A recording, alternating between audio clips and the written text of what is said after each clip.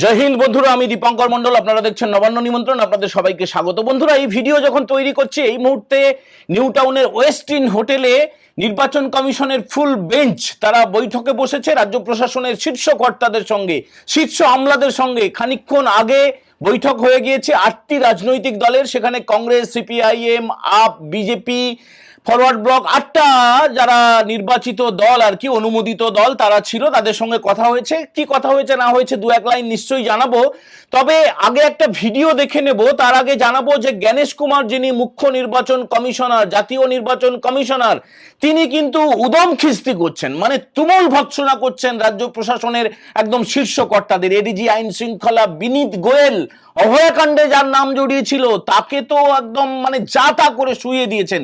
তাকে জিজ্ঞেস করা হয়েছিল নার্কোটিকের বোর্ড নেই কেন, তিনি কি একটা আমতা আমতা করে বলতে উঠেছিলেন, তাকে চুপ করিয়ে বসিয়ে দিয়েছেন। এবং তিনি বলেছেন, মানে জ্ঞানেশ কুমার বলেছেন যে কেন নেই আমরা সব জানি। আর ডিএমদেরকে তো যা তা করে বলছেন। ডিএমদেরকে জ্ঞানেশ কুমার সরাসরি বলেছেন ভার্চুয়াল কনফারেন্সে যে আপনাদের সবার ডিজিটাল ফুটপ্রিন্ট কিন্তু রয়েছে, এসআইআর নিয়ে আপনাদের যে ভূমিকা তার প্রমাণ কিন্তু আমাদের কাছে আছে, যথাসময়ে ব্যবস্থা হয়ে যাবে।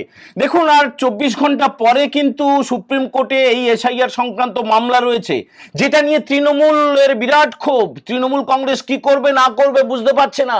আর তৃণমূল নেত্রী রাজ্যের মুখ্যমন্ত্রী মমতা বন্দ্যোপাধ্যায় পায়ে পড়ছেন, পায়ে পড়তে বাধ্য হচ্ছেন, পায়ে ধরছেন। কার পায়ে ধরছেন, কেন পায়ে ধরছেন, সেটাই আজকে আমাদের আলোচনার মূল বিষয়। তার আগে একটুখানি ছোট্ট একটা ভিডিও ক্লিপিং আপনারা দেখে নিন, তাহলে বুঝতে পারবেন, পুরোটা পরিষ্কার হয়ে যাবে। এটা কোনো ন্যানো সায়েন্স না, রকেট সায়েন্স না, খুব পরিষ্কার করে বুঝতে পারবেন কার পায়ে পড়ছে, কেন পায়ে পড়ছে। ব্যাখ্যাটা তো দিচ্ছি, আসুন দেখে নিন ভিডিওটা।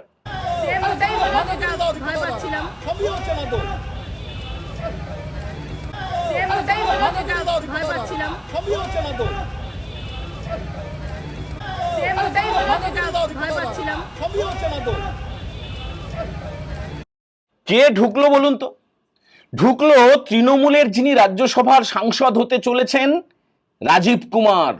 তিনি এখন কোনো পদে নেই, তিনি সরকারি পদে নেই, কোনো পুলিশের পদে নেই, কিন্তু তিনি ডিজির যে বাংলোটা সেটা অধিকার করে রয়েছেন। তিনি যখন যাচ্ছেন, মানে দেখুন, তৃণমূলের কে কে ছিল, তৃণমূলের চন্দ্রিমা ভট্টাচার্য, ববি হাকিম আর রাজীব কুমার। এখন রাজীব কুমার তৃণমূলের বড় নেতা, সেটা নিয়ে আমাদের কিছু বলার নেই, কাকে নেতা করবেন, কাকে কোথায় পাঠাবেন। কিন্তু পুলিশ যেভাবে স্যালুট মারছে, মানে বারবার সমস্ত পুলিশের কর্তারা তারা স্যালুট মারছে। পুলিশটা কার? মমতা ব্যানার্জির police, home minister Mamata Banerjee, তার নির্দেশেই এই স্যালুটটা রাজীব কুমারকে দেওয়া হচ্ছে। বন্ধুরা দেখুন, তৃণমূলের এই গত 15 বছরের শাসনে না আছে চাকরি, না আছে বাকরি, বরং যারা চাকরি পেয়েছিল তাদেরই চাকরি চলে গেছে। দুর্নীতির শেষ নেই। এর মাঝে আমরা যে ইন্ডিপেন্ডেন্ট মিডিয়ার পথ বেছে নিয়েছি, তাতে করে আমাদের কিছু স্পন্সর খুব মাঝে মাঝে নিতে হয়।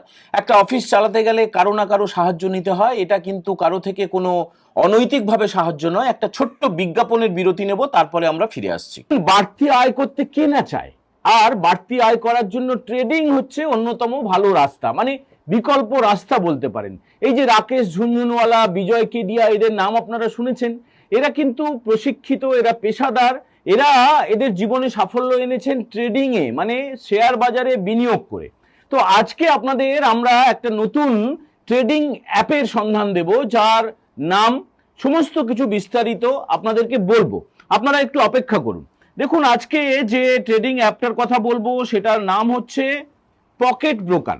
আসুন আমরা পরিচয় করিয়ে দিচ্ছি এই পকেট ব্রোকার অ্যাপটার সঙ্গে। এবং এটা একটা গ্লোবাল ট্রেডিং প্ল্যাটফর্ম। এটা কিন্তু আপনারা অ্যাপ স্টোরে, প্লে স্টোরে, সব জায়গাতে আপনারা পাবেন, মানে মোবাইলে, ল্যাপটপে, কম্পিউটারে, সব জায়গায় আপনারা ব্যবহার করতে পারবেন। এই যে প্ল্যাটফর্ম, এটা কিন্তু রেডি টু ইউজ, মানে এটা আমি খুলে আপনাদেরকে দেখাচ্ছি, মোবাইলে খুলে রেডি টু ইউজ। এটা ট্রেডিং সিগন্যাল, যেখানে ট্রেডের দিক ও সময় পরিষ্কারভাবে দেখানো থাকে। মাত্র একটা ক্লিকে ট্রেড ওপেন করতে পারবেন এবং এই সিগন্যালগুলো আপনারা ফলো করতে পারবেন। এখানে রয়েছে সোশ্যাল ট্রেন্ডিং ফিচার। আপনি সফল ট্রেডারদের ট্রেড কপি করে তাদের স্ট্র্যাটেজি অনুসরণ করে আপনার আয় বাড়াতে পারেন। দেখুন, আমি একটা ট্রেড কপি করছি, এটা আমার রিয়েল অ্যাকাউন্ট ব্যালেন্স। এখন আমি একটা ছোট্ট ট্রেড প্লেস করছি, আপনাদের বোঝানোর জন্য বলছি। কয়েক সেকেন্ড অপেক্ষা করুন। দেখুন, প্রফিট। এবারে একটা কথা আপনাদের মনে রাখতে হবে যে 130 প্লাস ট্রেডযোগ্য অ্যাসেট রয়েছে এখানে। এখানে একাধিক কাস্টমাইজ যোগ্য টেকনিক্যাল ইন্ডিকেটর রয়েছে, মাল্টি চার্ট মোড রয়েছে, আপনার কার্ড থেকে, ইউপিআই থেকে, ক্রিপ্টো থেকে এখানে ডিপোজিট করতে পারবেন, 0% উইথড্র ফি, এবং সহজে আপনি টাকাটা তুলতে পারবেন। এখানে প্রত্যেক দিন বোনাস রয়েছে, মানে ডেইলি বোনাস। এরপরে বোনাস ক্যালেন্ডার চালু হয়ে যাচ্ছে। পকেট ব্রোকার ভারতে 10 বছরেরও বেশি সময় ধরে কিন্তু কাজ করছে, এর অনেক পজিটিভ রিভিউ রয়েছে। আপনি যদি ট্রেডিং ট্রাই করতে চান তাহলে এই ভিডিওর নিচে যে ডেসক্রিপশন রয়েছে সেখানে ERFA এই প্রোমো কোড ব্যবহার করুন এবং 100% ডিপোজিট বোনাস পান। ছোট থেকে শুরু করুন, ভালোভাবে শিখুন এবং নিজের অভিজ্ঞতা আরো বাড়ান। বিজ্ঞাপনের বিরতি শেষ, এরপরে সরাসরি আবার নির্বাচন কমিশনের খবরে ঢুকে যাচ্ছি, আবার সেই পিসির পায়ে পড়ার খবরে ঢুকে যাচ্ছি। এই রাজীব কুমারের পায়ে কেন পড়ছে পিসি, কেন মমতা ব্যানার্জি এত তেল মারছেন, সেইটাই তো রহস্য। সেটা জানার জন্য প্রাথমিকভাবে তো আপনারা জানেন যে সারদার প্রচুর প্রমাণ তার কাছে রয়েছে। তিনি মুখ খুললে মমতা ব্যানার্জি সহ তৃণমূলের বড় বড় সমস্ত নেতারা ভূপতিত হয়ে যাবে, একদম জেলের ভিতরে ঢুকে যেতে বাধ্য হবে। গোটা দেশের যে স্বপ্ন রয়েছে দিল্লির সরকার ফেলে দেবো, দিল্লিতে ক্ষমতা দখল করব, সেটা তো দূরের কথা, এখানে পঞ্চায়েত পর্যন্ত দখল করতে পারবে না। যদি সব জেলে ঢুকে যায় কি করে হবে? সারদার যে প্রমাণগুলো রয়েছে সেটা তো আপনারা জানেন। সারদা কাণ্ডে নিজে রাজীব কুমারের নাম জড়িত, সুপ্রিম কোর্টে তার মামলা চলছে, সারদা মামলা, যদিও তার নিষ্পত্তি হয়নি, কিন্তু তা বলে হবে না এমন তো কোনো কথা নেই। এরপরে কি হয়েছে দেখুন, পুলিশটা না সরে যাচ্ছে, মমতা ব্যানার্জির কাছ থেকে পুলিশটা সরে যাচ্ছে। পুলিশটা নাও থাকতে পারে, সেই সম্ভাবনার কথা আপনাদেরকে জানিয়েছি। RN রবি যিনি রাজ্যপাল আসছেন তাকে কেন আনা হচ্ছে? প্রাক্তন IPS কর্তা, যিনি ইনসার্জেন্সিটা বোঝেন, যিনি মেঘালয় সামলে এসছেন, তামিলনাড়ু সামলে এসছেন, এই মমতা ব্যানার্জির বন্ধু MK স্ট্যালিনের রাতের ঘুম উড়িয়ে দিয়েছিলেন, তিনি কয়েকদিনের মধ্যে চলে আসছেন। এবং সুপ্রিম কোর্ট যদি নির্দেশ দিয়ে দেয় যে এই পুলিশটাকে তুলে নেওয়া হবে, আইন শৃঙ্খলা ভাই তুমি সামলাতে পারছো না, আর ভোটটা যদি করতে হয় তাহলে পুলিশটা তোমার হাতে রেখে কাজ নেই, রাজ্যপাল বরং দেখুন RN রবি তিনি যথেষ্ট কাবিল, যথেষ্ট NSA তে কাজ করে এসছেন অজিত ডোভালের আন্ডারে, তো তাকেই দায়িত্বটা দিয়ে দেওয়া হোক। এইবারে পুলিশকে সামলাবেন কি করে আনঅফিসিয়ালি? এই রাজীব কুমার কিন্তু সেটিং এর মাস্টার। ফলে এই রাজীব কুমারকে পায়ে ধরার বা তেল মারার বা পায়ে পড়ার একটাই কারণ হচ্ছে, অনেকগুলো কারণ রয়েছে, তার মধ্যে অন্যতম কারণ হচ্ছে এটা যে পুলিশটাকে বাবা বাছা, দেখো তুমি সারদার ফাইলটা তো গোপন রেখেছো, সেটা তো রাখবেই, তোমাকে আমি রাজ্যসভায় পাঠিয়ে দিলাম, আর তোমাকে যে সম্মানটা দিচ্ছি, যে স্যালুট মারছি, আমি নিজে তোমার যেভাবে পায়ে পড়ছি, অতএব তুমি দেখো পুলিশটা কিন্তু তুমি সামলে নাও। এর পাশাপাশি যেটা হতে চলেছে সেটা হচ্ছে কমিশন গেছে ক্ষেপে। একদম শুরুতে যেটা বলছিলাম, জ্ঞানেশ কুমার কিন্তু ক্ষেপে গেছেন। জ্ঞানেশ কুমার যে কড়া ধাতের, এবং তিনি আপনারা দেখেছেন যে গতকাল মানে 8 তারিখ তিনি যখন এয়ারপোর্টে নামলেন, তারপর থেকে শুরু করে 9 তারিখে সকালবেলায় কালীঘাটে গিয়ে মমতার পাড়ায় গিয়ে মস্তানি করে এসছেন, কার্যত বলা যেতে পারে, মানে তার পাড়ায় গিয়ে তাকেই চোখ রাঙিয়ে এসছেন। কিন্তু তৃণমূলের কিছু ভাড়াটে লোক তারা কিভাবে বিক্ষোভ দেখিয়েছিল, কালো পতাকা দেখিয়েছিল, নির্বাচন কমিশনার এসছেন, একটা সাংবিধানিক পোস্টের সর্বোচ্চ দায়িত্বে রয়েছেন, তাকে যেভাবে তার সঙ্গে নোংরামি করার চেষ্টা করা হয়েছে, যেভাবে রাষ্ট্রপতি দ্রৌপদী মুর্মুকে অপমানিত করার চেষ্টা করা হয়েছিল, প্রধানমন্ত্রী নরেন্দ্র মোদী পর্যন্ত মুখ খুলেছেন। কিন্তু এই যে জ্ঞানেশ কুমার, তাকে তিনি যতই অপমান করুন, তাকে তিনি তার দলের যে বড় বড় সব নেতারা লাইট পোস্টে বেঁধে মারবে বলেছিল, একে ভ্যানিশ কুমার বলছে। হকের দাবি নিয়ে যখন সেই যাত্রা পার্টিতে যখন মমতা ব্যানার্জি ধর্মতলায় বসে আছেন, তখন সেখানে পোস্টার দেখানোর অপরাধে বলেছিল যাও ভ্যানিশ কুমারের কাছে যাও, মোদির কাছে, অমিত শাহের কাছে যাও। তো সেগুলো তো জ্ঞানেশ কুমার জানেন, জ্ঞানেশ কুমার নিজের চোখে দেখেছেন, যেটা ভারতীয় জনতা পার্টির রাজ্য সভাপতি থেকে রাজ্যের বিরোধী দলনেতা শুভেন্দু অধিকারী থেকে সবাই বলে আসছেন বারবার যে জ্ঞানেশ কুমারের এখানে আসা উচিত। এই SIR পর্বে জ্ঞানেশ কুমার এসে দেখুন যে রাজ্যের কি হাল, রাজ্যে কি অন্ধকারময় সময় চলছে, রাজ্যে কিভাবে অ্যানার্কি চলছে, অ্যানার্কিটাকে ছাপিয়ে যাচ্ছে ইচ্ছাকৃত গুন্ডামি, মস্তানি, ফর্ম 7 ছিঁড়ে ফেলে দিচ্ছে, আগুন লাগিয়ে দিচ্ছে, মারধর করা হচ্ছে, বিডিওদের কথা শুনছে না, ইআরওদের কথা শুনছে না, ডিও তারা নিজেরাই কলঙ্কের কালি গায়ে মাখার চেষ্টা করছে। তো সেই তারপরে যখন এই ভার্চুয়াল কনফারেন্সটা শুরু হলো, যখন আমলাদের সঙ্গে বৈঠক শুরু হলো, রাজীব কুমার কিন্তু ঢুকেছিলেন। রাজীব কুমার ঢুকেছিলেন, তার সঙ্গে সঙ্গে তৃণমূলের চন্দ্রিমা ভট্টাচার্য, ববি হাকিম ঢুকেছিলেন, সিপিআইএম এর আমরা দেখলাম মোহাম্মদ সেলিমের নেতৃত্বে 3 জন গেলেন, কংগ্রেসের 3 জন গেছিলেন, আশুতোষ চট্টোপাধ্যায়, প্রদীপ বাবু সহ 3 জন গিয়েছিলেন, এবং এর পাশাপাশি বিজেপির কারা গিয়েছিলেন, শিশির বাজুরিয়াকে দেখলাম, তাপস রায়কে দেখলাম, তারা 3 জন গিয়েছিলেন।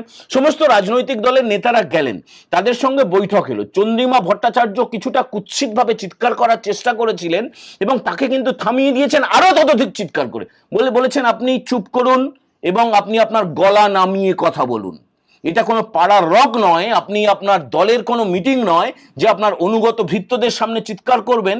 চন্দ্রিমা ভট্টাচার্য গুটিসুটি মেরে সেই যে চুপ করে গেলেন, আর কোনো কথা বলেননি। বাইরে এসে তিনি সংবাদ মাধ্যমের সামনে তিনি প্রেস কনফারেন্স করে জানালেন, সে কথা স্বীকার করলেন যে আমাকে জ্ঞানেশ কুমার বলেছেন যে আস্তে কথা বলুন, গলা নামিয়ে কথা বলুন। এগুলো তো পলিটিক্যাল পার্টিগুলোর সঙ্গে হয়ে গেল।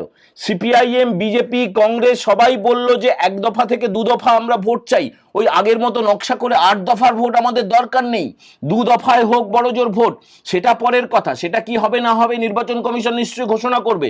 এরপরেই আসল খেলাটা শুরু হলো। এরপরেই যখন রাজ্য প্রশাসনের যারা পুলিশের, যারা আইএএস এর, যারা আইপিএস এর যে কর্তারা, তারা যখন জ্ঞানেশ কুমারের সামনে পৌঁছলেন এবং ভার্চুয়ালি ধরা হলো প্রত্যেকটা ডিএমকে, মানে ডিএমরা হচ্ছেন ডিইও এই নির্বাচনে, তো তাদেরকে যেভাবে ভৎসনা করতে শুরু করেছেন, তাতে করে শিওরে সমন দেখছেন রাজ্যের হোম মিনিস্টার, রাজ্যের চিফ মিনিস্টার, রাজ্যের আইএনসি মিনিস্টার, সমস্ত, তার তো মানে দপ্তরে শেষ নেই। সে মাদ্রাসা থেকে, তথ্য প্রযুক্তি থেকে, পুলিশ থেকে, সমস্ত মানে একাধিক দপ্তরের দায়িত্ব নিয়ে বসে আছেন তিনি। ধর্মতলায় যাত্রা করে তো ফাঁকা মঞ্চ, সেখানে লাভ হচ্ছে না, কোনো প্রচারের আলো ওই কয়েকটা চটিচাটা কয়েকটা মিডিয়া ছাড়া কেউ দেখাচ্ছে না, বরং পদে পদে তাকে হেনস্থা হতে হচ্ছে, অপমানিত হতে হচ্ছে। তো তিনি এবারে শরণাপন্ন হয়েছে সেটিং মাস্টার রাজীব কুমারের। এবার রাজীব কুমারকে এই যে নম্বর, এই পায়ে পড়া, তাকে পুলিশের স্যালুট মারা, সেটা নিয়ে রাজ্যের বিরোধী দলনেতা তিনি কিছু বলেছেন। আমরা খুব ছোট করে একটু শুনে নেব, আসুন তিনি কি বলেছেন, শুভেন্দু বাবু কি বলেছেন একটু শুনে নিন। অত্যন্ত অনৈতিক কিছু কাজ করছেন তিনি। এখন ডিজি নন, অথচ ডিজির বাংলোতে বসে আছেন। 1 নম্বর, ঘাড় ধাক্কা মেরে বের করানো উচিত। দ্বিতীয়, আজকে যখন ওয়েস্টিন হোটেলে উনি যান, উনি এই মুহূর্তে এমপিও নন। বিকেল 3টের পরে যদি সার্টিফিকেট পান তখন এমপি হবেন, তখনও এমপি হবেন না। যতক্ষণ না রাজ্যসভায় ওথ নিচ্ছেন ততক্ষণ এমপি হওয়া যায় না। তাকে আজকে যে ধরনের ধপাধপ করে মমতা পুলিশের লোকরা স্যালুট দিচ্ছিল, আমাকে একজন ভিডিও পাঠিয়েছে, তাতে পুলিশের কতটা অধঃপতন হয়েছে, তারা কতটা আনএথিক্যাল কাজ করছে, কতটা পার্টিতন্ত্রের সঙ্গে নিজেদেরকে মিশিয়ে ফেলেছে, তার প্রকৃষ্ট উদাহরণ। আপনারা কি জানেন যে সুপ্রিম কোর্টে এসআইআর মামলার আগে তৃণমূলের তরফে আবার মামলা করা হয়েছিল? মানে তৃণমূলের যিনি লেসবিয়ান এমপি হতে চলেছেন, লেসবিয়ান মানে জানেন তো?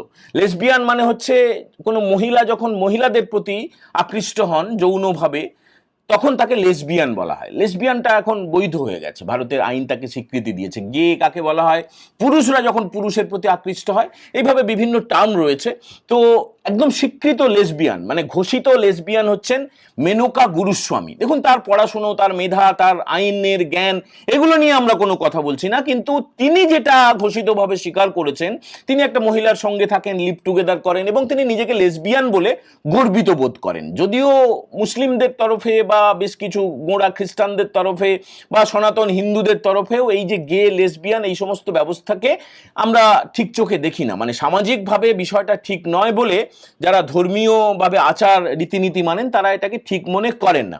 তো তৃণমূল কংগ্রেসের কিন্তু এই লেসবিয়ান বা গে এইসব বেশি পছন্দ। আর লোক পেল না তৃণমূল কংগ্রেস, এই মেনকা গুরুস্বামী এর বিরাট ইতিহাস রয়েছে। এই যে যাকে আজকে জ্ঞানেশ কুমার ঝাড়লেন, ADG law and order Vineet Goel, তিনি তো অভয়াকাণ্ডে ছড়িয়েছিলেন, প্রমাণ লোপাটের চেষ্টা করেছিলেন, এরকম অভিযোগ উঠেছিল। সুপ্রিম কোর্টে সেই মামলাটা যিনি লড়েছিলেন তার নাম এই মেনকা গুরুস্বামী। সেই মেনকা গুরুস্বামী তৃণমূলের হয়ে আজকে আবার তিনি সওয়াল করতে চেষ্টা করেছিলেন সুপ্রিম কোর্টে। সুপ্রিম কোর্ট পত্রপাঠ খারিজ করে দিয়েছে। মানে আগামীকাল একটা থাপ্পড় খেতে চলেছে, তার আগে আরেকটা থাপ্পড়। মানে তৃণমূল কংগ্রেস যতগুলো থাপ্পড় খেয়েছে এই 24 ঘন্টার মধ্যে জোড়া থাপ্পড় খেয়ে নিল। এখন সুপ্রিম কোর্ট কি বললো? যে আমাদের কি আর কোনো কাজ নেই ভাই?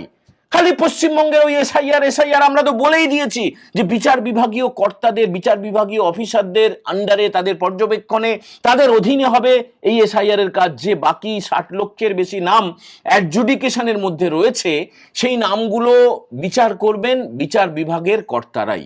এরপরে আবার ডেলি আপনারা আসছেন কেন? ফাজলামি পেয়েছেন?